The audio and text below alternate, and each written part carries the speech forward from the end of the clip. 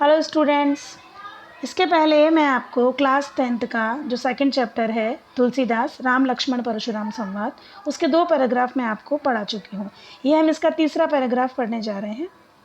विहसी लखन बोले मृदुबानी अहो मुनीश महाभटमानी।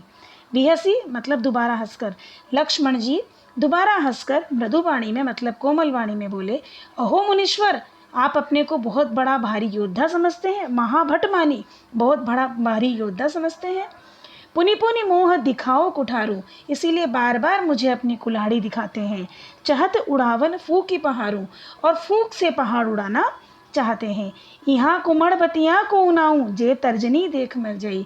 यहाँ कोई कुमड़े की बतियाँ नहीं है, मतलब कोई छुई मुई का पौधा नहीं है। कुमड़ बतियाँ मतलब छुई मुई का पौधा नहीं है। जे तर्जनी देख ही मर जाई, जो एक छोटी अंगुली को देखते ही मर जाए। जो अंगूठे के पास हमारी अंगुली होती है ना, उस अंगुली के लिए कह रहे हैं कि जो तर्जनी अंगुली को देखते ही छुई मुई का पौधा जैसे मुरझा जाता है, वैसे यहाँ कोई छुई मुई का पौधा नहीं है। देखी कुठार उसरासन बाना, मैं कुछ कहा सहित अभिमाना। कुठार और धनुष बाण को देखकर ही मैंने कुछ अभिमान सहित कहा था। आपको मैंने भृगवंशी समझा।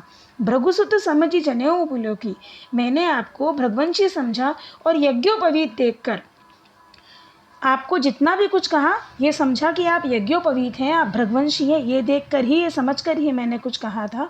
जो कुछ कहूँ सहोई रिस रोकी, जो कुछ आप कहते हैं उसे मैं क्रोध को रोककर सह लेता हूँ। जो कुछ कहूँ, जो भी मुझे आप कुछ कहते हो उसको मैं अपने क्रोध को रोककर सह लेता हूँ। सुर, महिसुर, हरिजन, अरुगाई। हरिजन, अरुगाई क्या कहते हैं वो आगे कि देवता, ब्राह्मण और भगवान के भक्त और गो मतलब गाय, इन पर हमारे कुल में वीरता नहीं दिखाई जाती। सुर मतलब देवता, महिसुर मतलब ब्राह्मण, हरिजन मतलब भगवान के भक्त और गाय, इन चारों पर हमारे कुल में शूरवीरता नहीं दिखाई जाती। हमरे कुल इन पर न सुराई, हमारे कुल में इन पर शूरवीरता नहीं दिखाई जाती।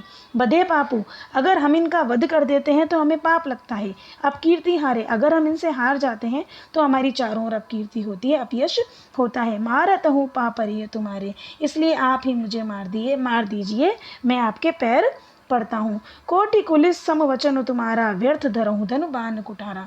आगे वो कह रहे हैं कि आपका तो एक एक वचन ही करोड़ों वज्रों के समान कठोर है। आपने तो व्यर्थ में ही धनुष बाण और कुठार व्यर्थ में ही धारण कर रखे हैं।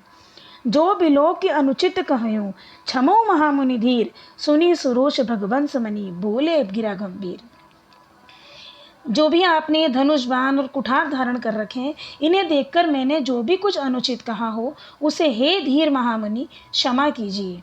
ये सुनकर भृगवंश मणि परशुराम जी क्रोध के साथ गंभीर वाणी में बोले। मैं एक बार इसका पूरा दोबारा बता रही हूँ कि लक्ष्मण जी हंसकर मृदु वाणी में बोलते हैं कि हे मुनीश्वर, आप अपने को बहुत बड़ा भारी योद्धा समझते हैं। बार बार मुझे कुल्हाड़ा दिखाते हैं और चाहते हैं कि फूंक से पहाड़ उड़ा दोगे, परंतु यहाँ कोई छुई मुई का पौधा नहीं है जो तर्जनी अंगुली देखते ही मर जाएगा। कुठार और धनुष बाण को देखकर ही मैंने कुछ अभिमान सहित आपको कहा था। मैंने आपको भृगवंशी समझा था, यज्ञोपवीत समझा था, और उसी सबको समझकर मैंने अपने क्रोध को रोक के आपके जितने भी जो आपने शब्द मुझे कहे मैंने उनको सह लिया। देवता, ब्राह्मण, भगवान के भक्त और गाय, इन पर हमारे कुल में वीरता नहीं दिखाई जाती, क्योंकि इन्हें मारने से पाप लगता है और इनसे हार जाएं तो हमारी अपकीर्ति होती है। इसलिए मैं आपके पैर पड़ता हूँ कि आप ही मुझे मार दो। आपका तो एक एक वचन ही करोड़ों वज्रों के समान कठोर है। धनुष बाण और कुठार तो आपने व्यर्थ में ही धारण कर रखा है। हे मुनि, अगर मैंने इन सबको देखकर आपको कुछ अनुचित कह दिया है तो हे महामुनि धैर्य धारण कीजिए और मुझे क्षमा कीजिए। इतना सुनकर भृगवंश मुनि परशुराम जी क्रोध के साथ गंभीर वाणी में बोले। अब वो गंभीर वाणी में क्या बोले ये मैं आपको अगले पैराग्राफ में बताऊंगी। Thank you everyone.